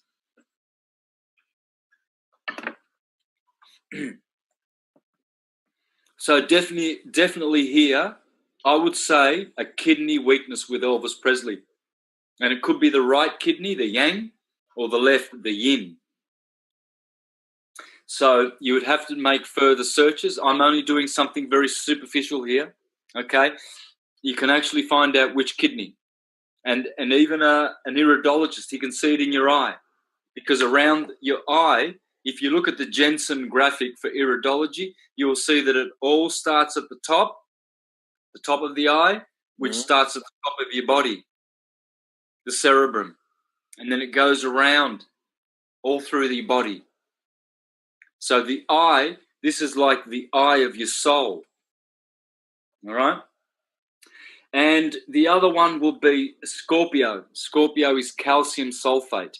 You can see here that he has, he had a weakness in the reproductive system or in the hormones, etc. Okay? So, now, I just want to be a little bit more specific with some of these details. So let's say, for instance, if we go to the 12th degree of Mars, of Libra, where Mars is causing a lot of damage in the urinary tract and in the kidneys, let's go to our sync rotor here now and see what that affects. So I'm going to see if there's any specific degree there. So we go to the kidneys here, and we find jaundice of the kidney and renal pelvis. Okay, so and in this concentric ring in the middle, the thickest, widest ring, I have the 3 deacons. As you can see here, you can see there 3 deacons per sign, and each deacon is dealing, so there's 36 deacons around the ecliptic. They are all dealing with different organs in the body. So in that 12th degree, we're dealing with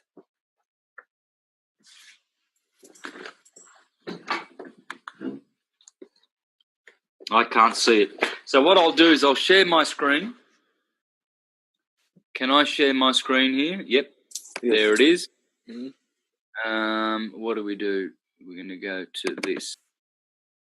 And there goes my screen sharing. So, all right. Now, this is the graphic I just showed you called the sync rotor. Now, we're going to go over here to this area here where is the kidneys, okay? Yeah. And we're going to look at this part here. Can you see this part here? This is thickest and the widest concentric ring, and it's showing you here the bowels. So you can see here quite clearly that the middle decan, where Elvis Presley has Mars on the 12th degree, it's dealing with bowels.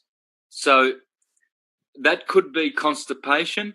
Well, why would you say that? Well, because Mars is hot and dry, and that would dry up the bowels and the intestines, etc. Okay. Mm-hmm. Now, I'm going to look at another point in the chart. All right, let's have a look at the Sun in 17 degrees Capricorn. So we go down to Capricorn here, and we see there's nothing. Yes, there is. No, there's nothing specific to the 10th degree. Okay. Alcoholism. Well, that's 11 degrees. No, he had the problem with alcohol, yeah, Elvis. I think so. Actually, I got it wrong. It was a 17th degree. Diabetes. So it looks like he might have been hiding some condition of diabetes. And the deacon is the bones. See here? Mm-hmm. Bones. The first deacon is the spine. The second deacon is the joints. Let's go around here. Let's have a look at the deacons. Aquarius. First deacon, arms. Second, legs. Third, movement. Pisces. First, coordination. Second deacon, nerves. Third deacon, reflexes. Aries, the skull. Well, that's a no-brainer. Mm-hmm. And look at this, coordination, because you walk with your feet in Pisces. And the nerve endings, they are all in your feet, and your reflexes, they are in the feet. Mm-hmm. Here is Aries, the skull, first deacon. Second one, migraines. Third one, concentration. Taurus, nose, throat, ears. Gemini, smell, lungs, speech. Makes sense? The third house and the third sign is dealing with communication, speech. Cancer, the skin, first deacon. Body fat, third deacon. Third deacon, touch, interesting, the senses. Leo, the heart, second deacon. Blood, third, circulation.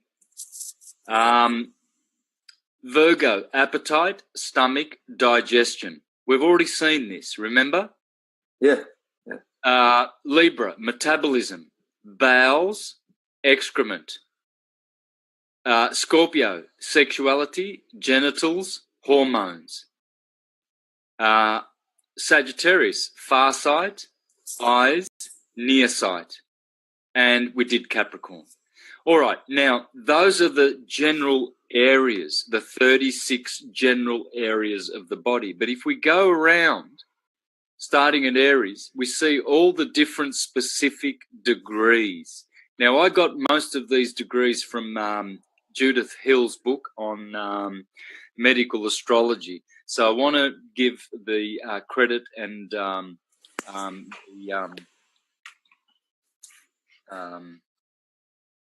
the due to her.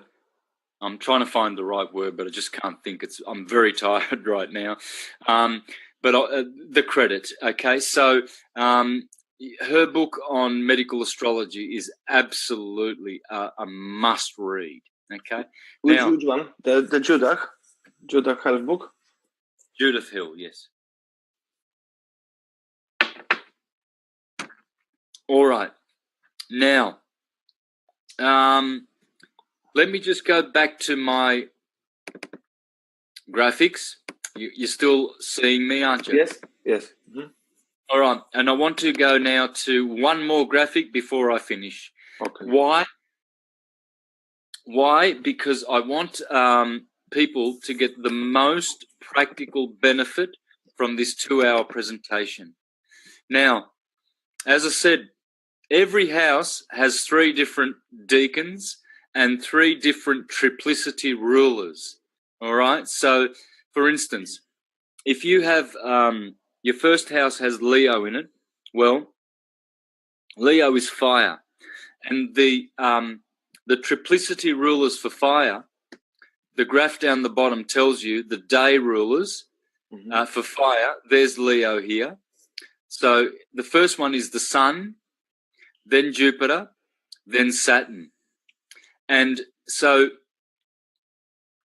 that means when you look for the Sun in the chart, the Sun is dealing with, here's the first part of the first house, and it signifies the health of the individual for the first part of his life.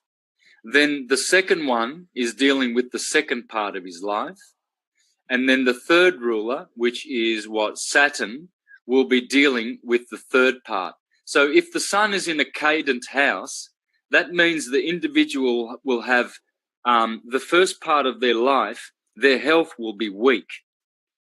Then if Jupiter, the ruler of the second part of their life from 30 to 60, if he is in a angular house, that means that for the middle part of their life, their health will improve. And then Saturn takes over the last part of the life. And so if Saturn is, say, in a cadent house, that means the health will deteriorate again because the cadent houses are weak. All right? Now, the second house is dealing with the assets for the first part of the life, the first ruler. So let's say Leo is in the second house, right? Well, then, and the cusp is pointing to Leo. Well, then we know that if that person was born by day and he has a diurnal chart, well, then the Sun, we have to look for the Sun to find out whether the first part of the life, the person will have a lot of money or will be poor. And if the Sun is in a cadent house, well, that means that for the first part, for the first 30 years of the individual's life, they will be struggling with money. Okay. Now, if the other rulers are in better houses, well, then the middle part of the life and the last part of the life will pick up. Now, the third house, the 3 triplicity rulers are dealing with, the first one is younger siblings. The second ruler is middle siblings. The third one is older siblings. Okay. Now, I've seen that the other way around. I've seen the first one dealing with older and the last one dealing with younger. But I think this is accurate, okay? Now, the fourth house, the first ruler will be dealing with fathers. So if you want first ruler, triplicity ruler of the fourth house, and if you want to find out if you're going to have homes and lands and inheritance from your father, you look at the second ruler. And then for the end of matters, prison and selling, the third ruler. Now for the fifth house, the first ruler is children. That's information about your children. The second one is about pleasures and delights. And the third one is about legates, which means important people. All right. Now, do you want to read the third one? The first ruler, what? The first ruler is infirmity, recovery. The second is employees. And the third one is prisons, animals, flocks. Usefulness. Yep, exactly. So you can see that this is another one dealing with prisons. But if you want to know about the health of the individual, well, you look for the first triplicity ruler of the sixth house. Now, when you come to the seventh house, if you want to find out if the individual is going to be good with their partners, you look for the first ruler of that house. Then you want to see if they're good, if they're fighting a lot with their partners, you look for the second ruler.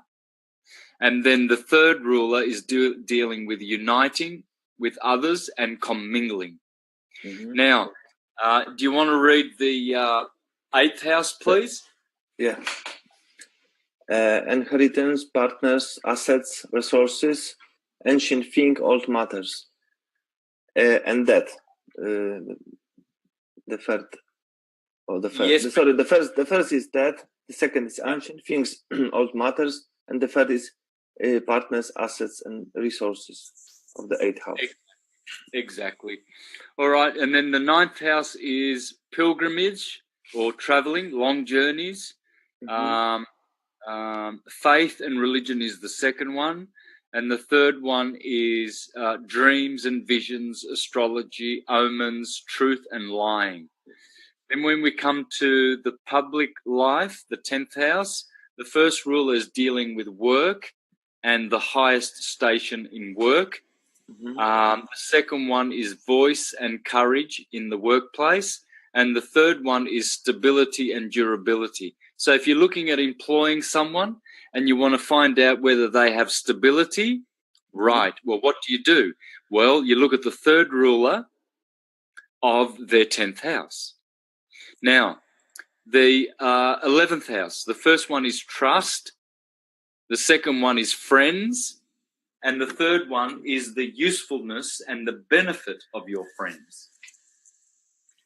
All right. Now, the last house, the first ruler is enemies. The third one is labours and animals for riding. Well, notice that the opposite, the third one in the 6th house is animals and flocks, not animals for riding. So you see they're right opposite each other. Yeah. Okay. And the 6 is connected with 12th house, and we have a prison in 6 and 12. Also, it's a prison. It's a place of yes. The 12th house is prison.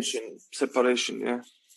Separation. Yes, it is. And those are the houses where you find prison and end of matters. Those are usually cadent houses, and the cadent houses are, remember, hidden things. So when you're in prison, you're hidden away. Now, just one more graphic I want to show. I'll share my screen again. This one here. This one is the one that's dealing with all the cell salts. Can you see my screen? Yeah. Okay. So Aries, you can see the salt for Aries is K3P, which is Cali phos. We can see. You have to open once again mineral chart, Santo.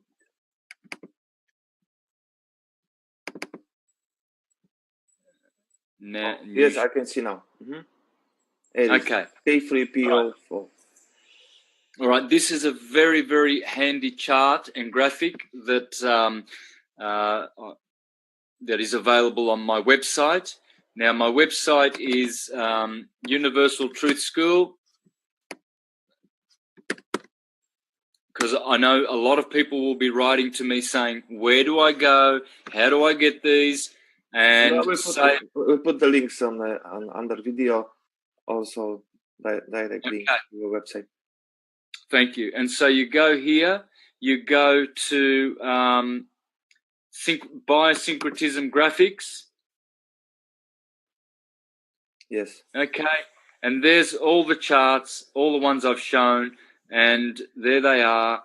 And you can get all those. There's 1, 2, 3, 4, 5, 6, 7, 8, 9, 10, 11. Yes, there are. There's 11, and they are. You can get all of those for $100. You know, that would be the best way to get them. Anyway, I'm just showing that where you can get them. Now let's have a look at Aries. So calcium phosphate is the salt. There it is. Caliphos, potassium phosphate. Not calcium. What am I talking about? Caliphos. That's not calcium. It's potassium. And that's dealing with the cerebrum, the spinal cord, the sensory nerves, the face, the lower jaw. Taurus, the liver, the gallbladder, the neck, the throat, the cerebellum. Sodium sulfate. Gemini, bronchial tubes, pleural glands, shoulder, hands, lungs, all fibers and tissues. potassium chloride. Cancer, elastic tissue, breast, stomach, spleen, calcium fluoride. Leo, heart, motor nerves. I think the motor nerves are also in Taurus. They are. Okay. Back and sides, near the heart, magnesium phosphate. Okay.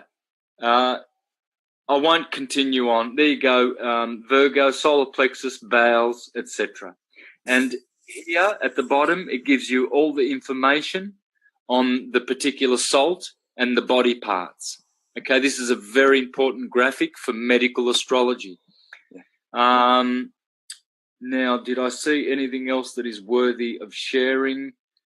No, not at this stage. Okay, let's go back to my presentation and we'll finish off.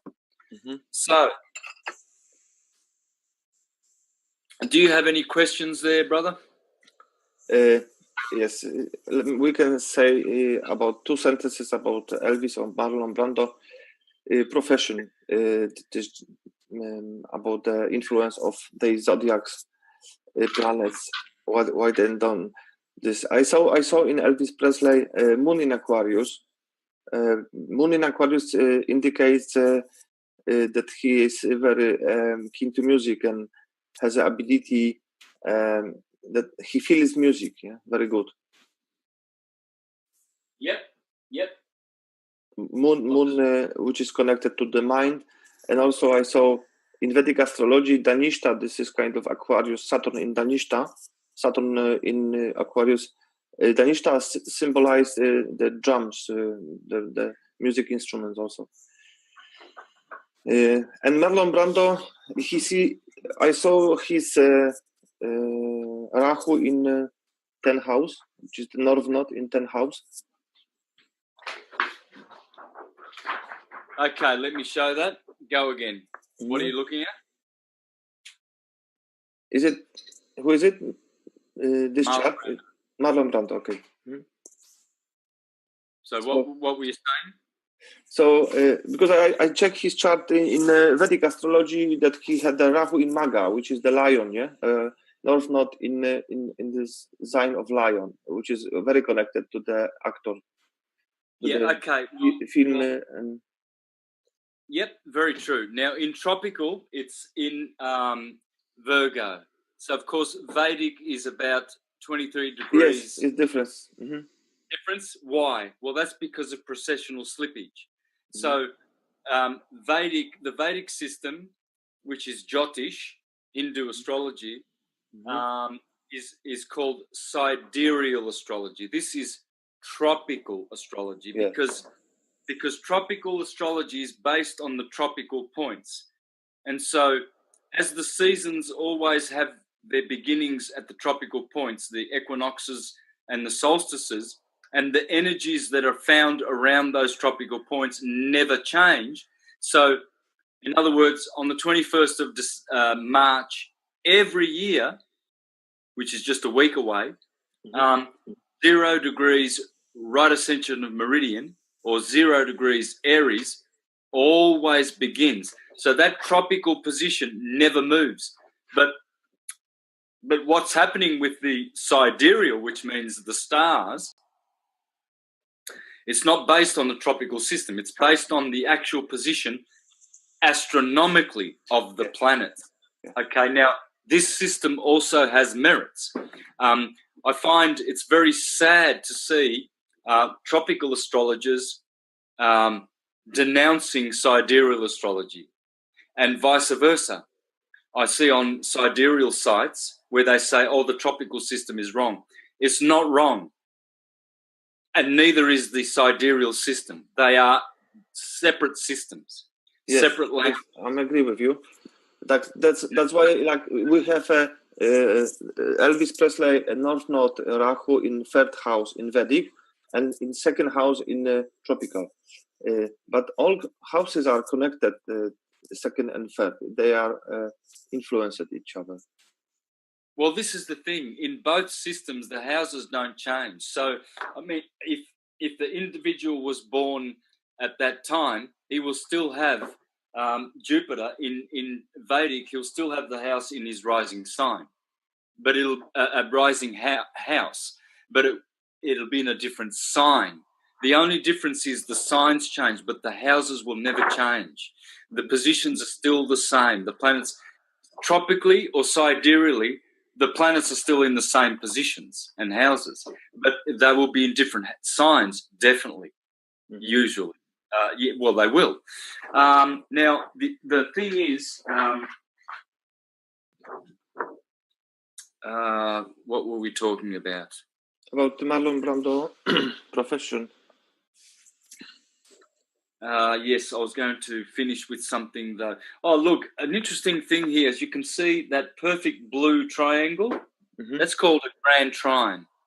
Anyone who has a grand trine in their chart, they're very special, or at least they have special energy in that particular element. In this case, it's pointing to Sagittarius fire, Leo fire, and Aries fire.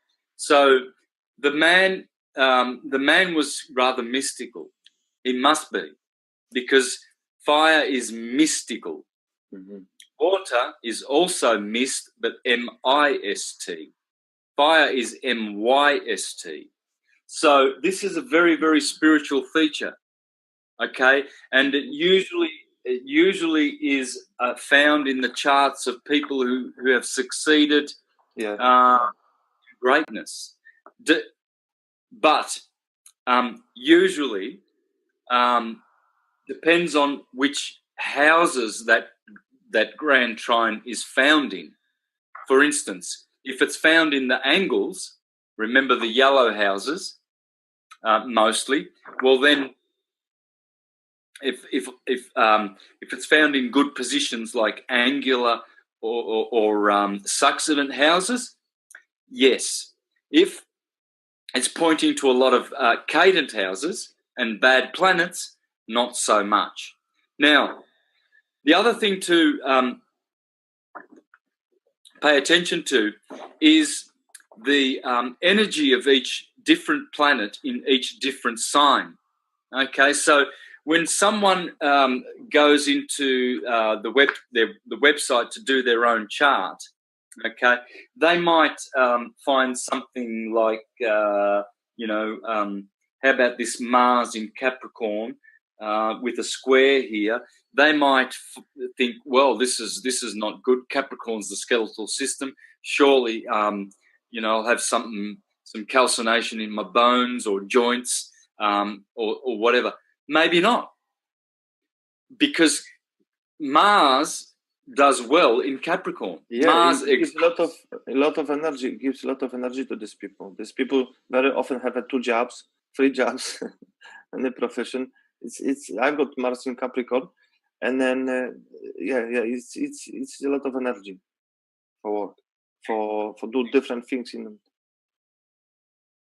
Exactly. So you may not find an illness there. You may, but definitely if a different planet was there, which doesn't harmonize with Capricorn, it will upset the bones and the joints, etc.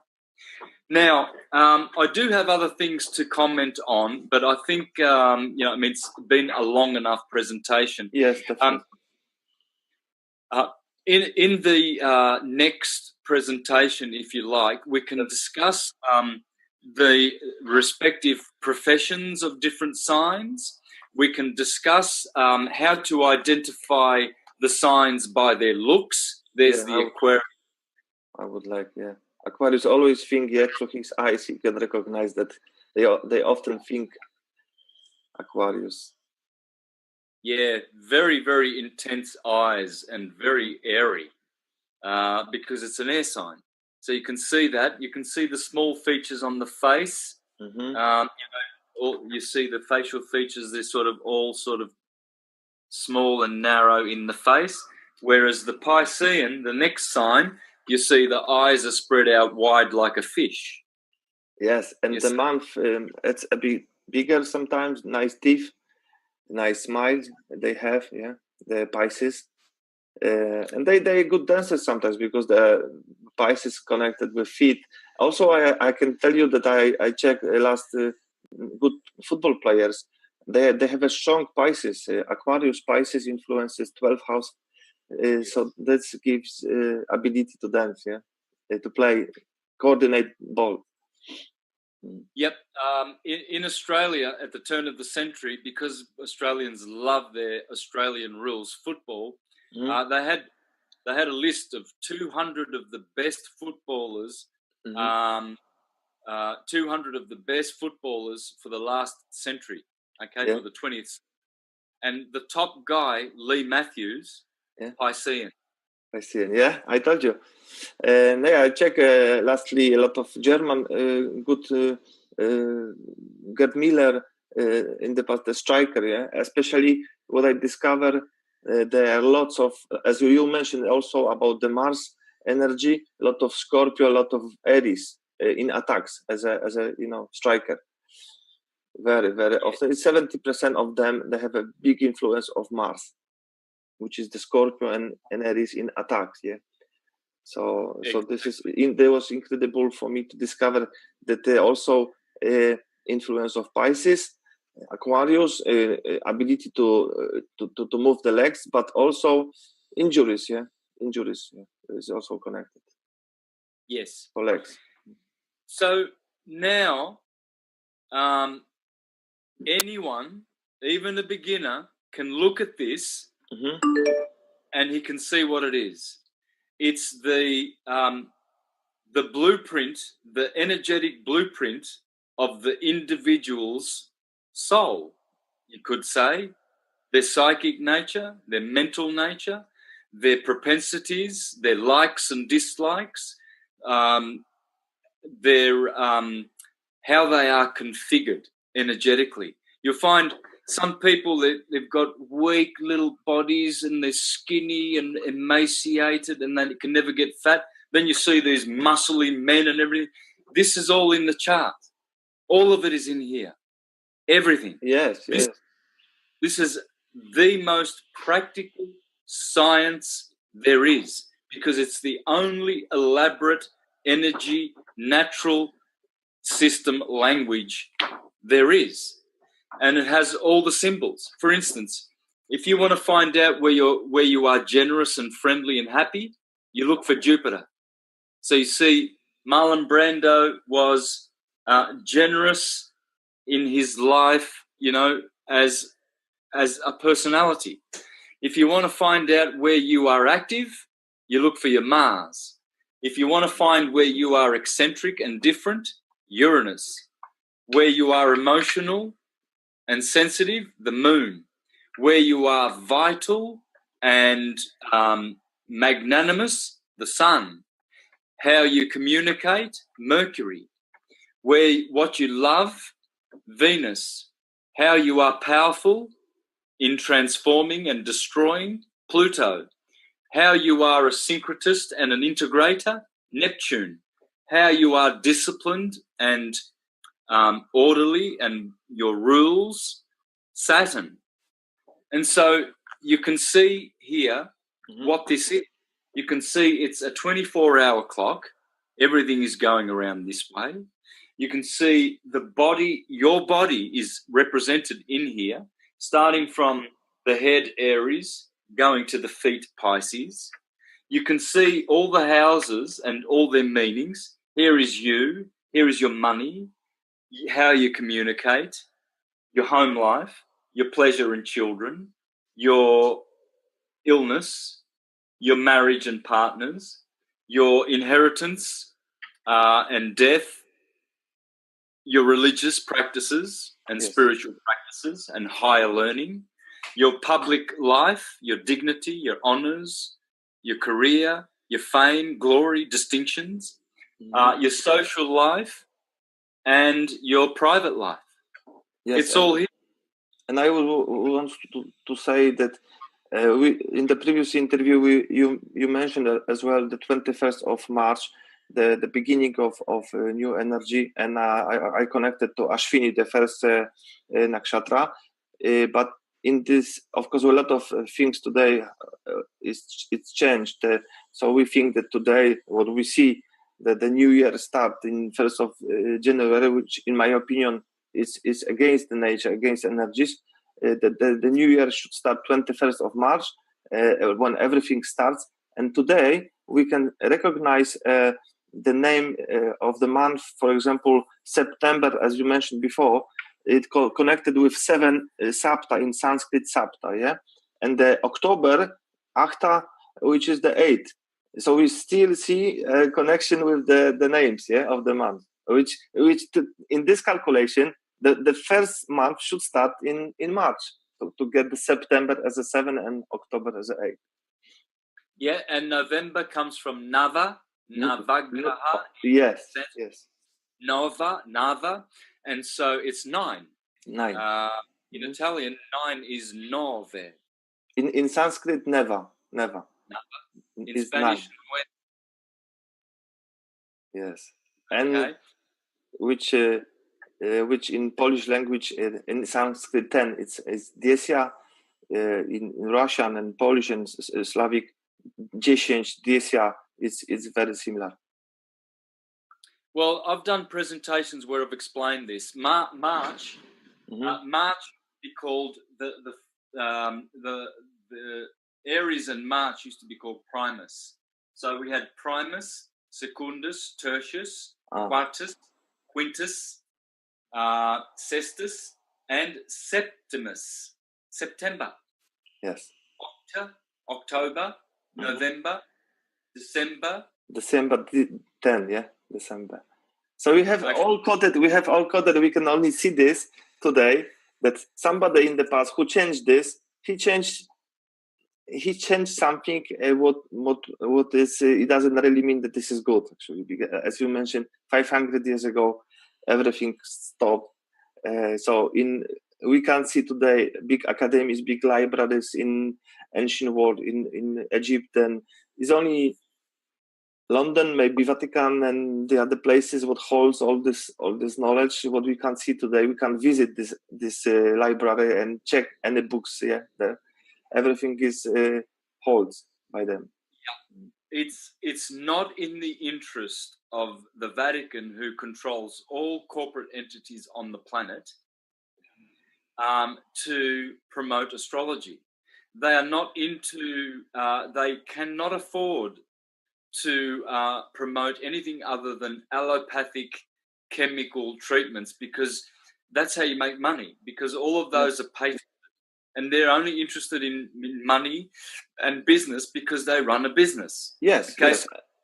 And also the minerals, the salts, as you mentioned about for each zodiac, the people coming to me and saying that this is all in the first Google, first 2-3 pages. When you put this name, you can see only the chemicals name with the same name, which doesn't really mean that this is poison. Yeah, this is just ancient minerals, ancient names for these minerals, like magnesium or phosphate, but today they're using the same name for chemicals. Exactly. But the combinations that they make do not occur in nature, and so they are harmful. You see, this is where their science is not perfect. It's very, very deficient, and they don't care because they take cheap shortcuts to patent their drugs so they can make money quickly. So they put sodium fluoride in toothpaste. Now sodium, because the same name. Most people know that fluoride or fluorine. So when you do calcium with two atoms or molecules of fluorine, you get fluoride. So calcium fluoride, that's good for you, and that will help your teeth. But sodium and fluorine, they are toxic. That's toxic. Yes. When the doctors, when they use it in advertising, that this is the minerals in the toothpaste for the teeth and bones, this is not true, because this is not organic sodium. This is not organic, because you can have organic or non-organic, but that's what they're using. This is from production of aluminium, which is very chemicals, and we keep these heavy metals in the body long time. It's very hard to to remove it from the body. So the doctor should know this, and this is really connected to what you said about Pythagoras, who said that doctors who doesn't know medical astrology, he must be crazy to care people. Yeah, it's a shame that we only have short time. I think next time we could possibly do the chart of a famous individual and just go through all the areas and show how their health is connected to the chart. And so most of these public figures, we know their medical condition because you know whether they've been in rehab or they've had something removed, or they've had an illness or a depression or something. Or we can do yours and my chart, and we can spend more time just on medical things. So what I want to do in subsequent shows with you is deal with the practical benefits of astrology. And one thing that really needs to be done is show how astrology can prognosticate the future. You see, a lot of people laugh at this, fortune telling. Yes, sometimes it is laughable because you see certain ones that only use their intuition and pretend to be looking into a crystal ball and just say things that are pleasing to the ears of their paying customers and just to make a living. This is what is condemned in the Bible. What is not condemned is when one uses scientific methods. So what I want to show is a technique called secondary directions. It's a means of prognosticating which is absolutely fail-proof. You can see, for instance, we can go into the life of an individual and we can go backwards in their chart, in their transits, in their solar returns, in their progressions, forwards, backwards, and we can see all the events of their lives. For instance, when they had a car accident, when they got married, when they had their first, second, third child, when they had their divorce, all of it. You can actually go back and you can see back in their lives, you can see where all the planets are placed, and you can see all these occurrences happening.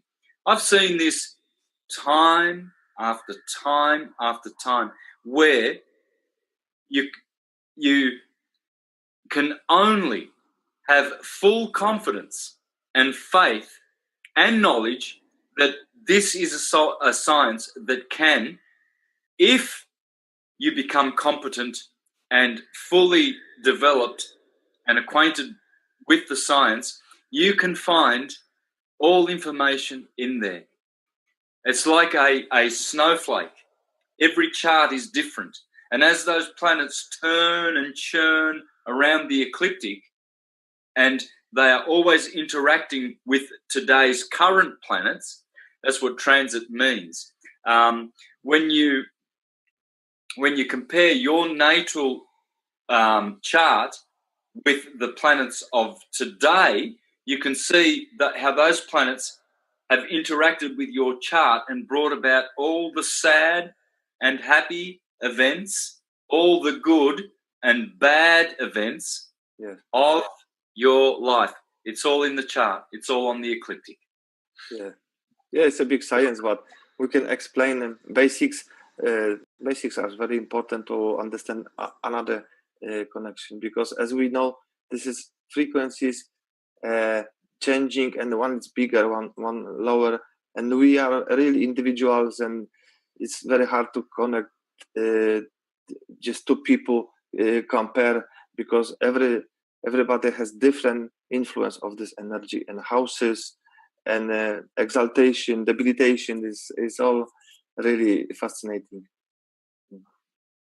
It is. And so something to look forward to. I hope that I've been clear, and yes, let's do another series about the profession and how to recognize each zodiac, because many people ask for this. It would be very fascinating program.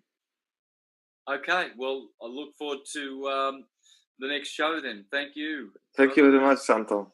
All the best. Take care.